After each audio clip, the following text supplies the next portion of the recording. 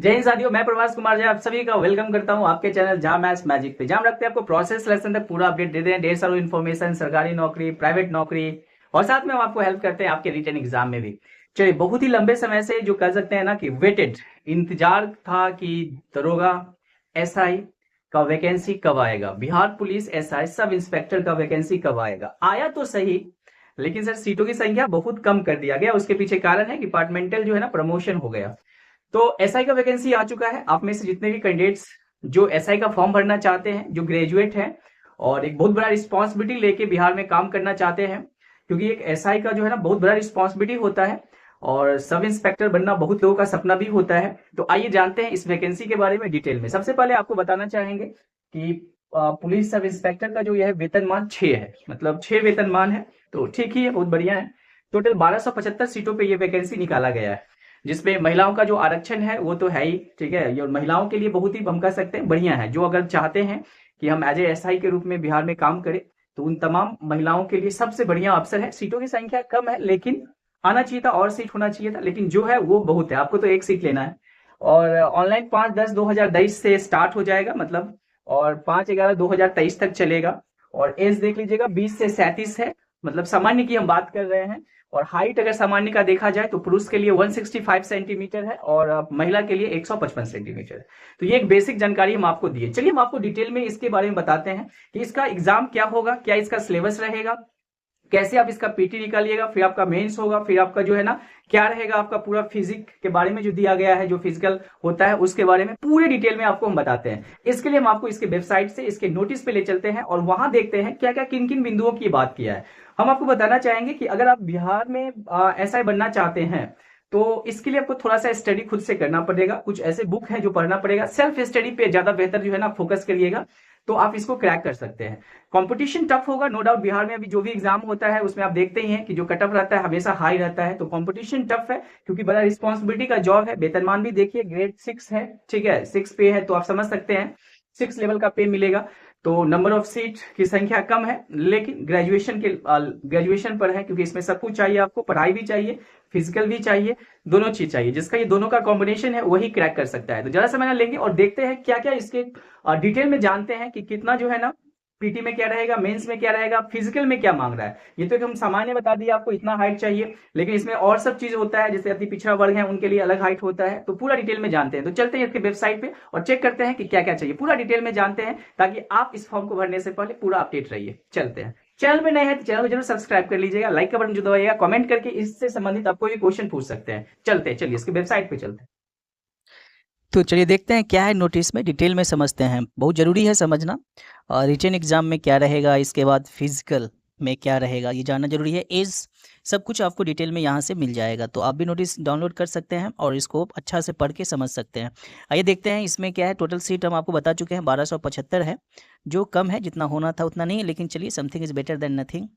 तो 5 तारीख से फॉर्म भरना शुरू हो जाएगा, ठीक है। बिहार सरकार गृह विभाग पुलिस और निरीक्षक के पदों पर नियुक्ति हेतु राज्य सरकार द्वारा, ठीक है, जो उन्होंने बताया था उसके अकॉर्डिंग ये पूरा डिटेल में दिया है। ये अपने उतना काम का नहीं है। बिहार सरकार गृह विभाग द्वारा एसआई का जो जॉब होता है वो डेफिनेटली कह सकते हैं कि बहुत ही दायित्व वाला जॉब होता है। 24/7 आप कह सकते हैं इसमें काम रहता है। लेकिन बिहार में एक अलग ही इसका रुतबा होता है एसआई का। चलिए तो देखते हैं इसमें क्या दिया हुआ है। भारतीय नागरिक होना चाहिए। अभ्यर्थी की शैक्षणिक योग्यता 1/8/2023 तक किसी मान्यता प्राप्त विश्वविद्यालय से स्नातक परीक्षा या राज्य सरकार द्वारा मान्यता प्राप्त उसके समकक्ष परीक्षा उत्तीर्ण होना अनिवार्य है। तो ग्रेजुएशन जो है ना आपका होना चाहिए, ठीक है। इसका मैट्रिक अथवा समकक्ष प्रमाण पत्र 1/8/2023 के अनुसार, ठीक है। उनका एज जो है ना देखा जाएगा मैट्रिक के अनुसार 20 वर्ष मिनिमम है, मैक्सिमम 37 है। पिछड़ा वर्ग महिलाओं के लिए 40 वर्ष है, तथा दूसरे के लिए भी जो है 40 वर्ष दिया है, पुरुष के लिए भी है। अनुसूचित जनजातियों के लिए देख लीजिए, पुरुष एवं महिलाओं के लिए थर्ड जेंडर भी है इसमें, तो 42 वर्ष है। बहुत ही बढ़िया बात है, थर्ड जेंडर को भी लिया गया है।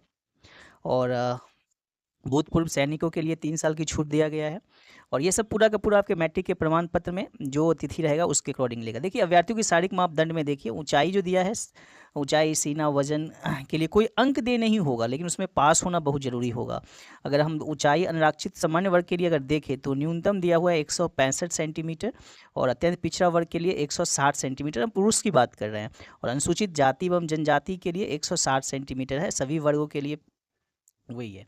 अब देखिए यहाँ पे दिया हुआ है फुला के सीना जो है 86 सेंटीमीटर न्यूनतम दिया हुआ है यूआर वालों के लिए, 5 सेंटीमीटर मतलब 81 सेंटीमीटर होना चाहिए, फुला के 86। जबकि अनुसूचित जनजातियों के लिए बिना फुलाए 79 और फुला के 84। जबकि अगर महिलाओं की अगर बात करिएगा तो उनका नहीं मापा जाएगा।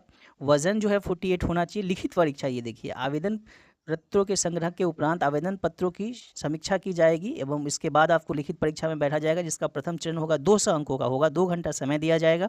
और सामान्य ज्ञान एवं समसामयिक मुद्दा मतलब करंट अफेयर और सामान्य ज्ञान, ये 2 चीज़ पे आपको पूरा फोकस कर देना है पीटी निकालने के लिए। और एक सीट पे 20 लोगों का जो है ना इसमें सिलेक्शन होगा पीटी में। मतलब समझ सकते हैं कि 11,000 कुछ सीट है तो उसका 20 गुना जो है ना उसका मेंस के लिए क्वालिफाई करेंगे।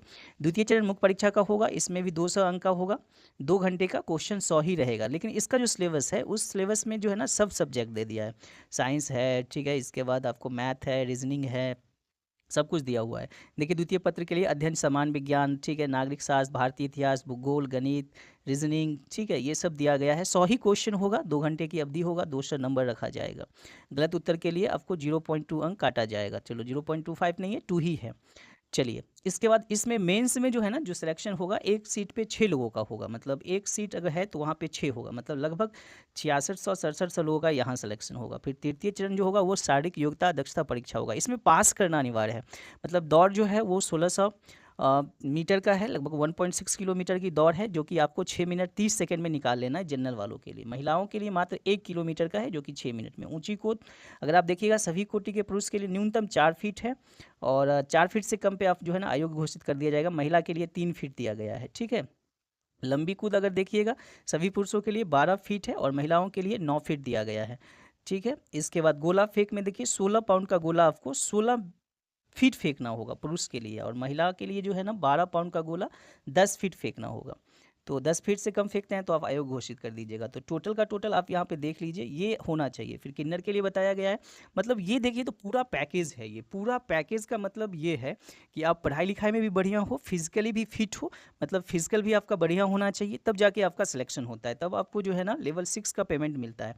और बहुत बड़ा रिस्पॉन्सिबिलिटी मिलता है, दायित्व मिलता है। एसआई जो है अपने आप में बहुत बड़ा कह सकते हैं कि बहुत सारे लोगों का एसआई बनने का सपना होता है कि हम एसआई बने, ये बने। मेरे भी कुछ स्टूडेंट एसआई बने हैं, और जब वर्दी में आते हैं तो बहुत ही अच्छा लगता है। तो देखिए टोटल का टोटल ये इस तरह से फिर मेगा सूची तैयार कर दिया जाएगा, फिर उसके बाद आपका बहाली होगा। तो अगर आप इस चैनल पर नए हैं तो चैनल को जरूर सब्सक्राइब कर लीजिएगा, क्योंकि हम रखेंगे पूरा अपडेट आपको इस एग्जाम संबंधित। साथ में आपको हेल्प करेंगे रिटन एग्जाम में भी, हम आपको हेल्प करेंगे, जहाँ भी आपको दिक्कत होगा वहाँ पर आपको हेल्प करेंगे। देखो इसको क्रैक करने के लिए जो है ना आपको थोड़ा सेल्फ स्टडी करना पड़ेगा। लोग कुछ भी बोले, ठीक है, भाई बहुत सारे लोग तो कहेंगे कि ऐसे कर लो, वहाँ पढ़ लो, लेकिन सेल्फ स्टडी बहुत जरूरी है। अब आइए देखते हैं सीट की संख्या किस में कितना है। तो ये देखिए कोटिवार सीट दिया हुआ है, 35% महिलाओं के लिए है। अनुसूचित जाति में 275 है, जबकि उसमें 66 महिला का हो जाएगा। इसके बाद 16 जो है आपका 16 आप देख लीजिए अनुसूचित जनजाति का है। अत्यंत पिछड़ा वर्ग में 238 है, पिछड़ा वर्ग में 107 है, पिछड़ा वर्ग महिलाओं के लिए भी है। फिर इसमें आप जनरल वालों का भी देख सकते हैं।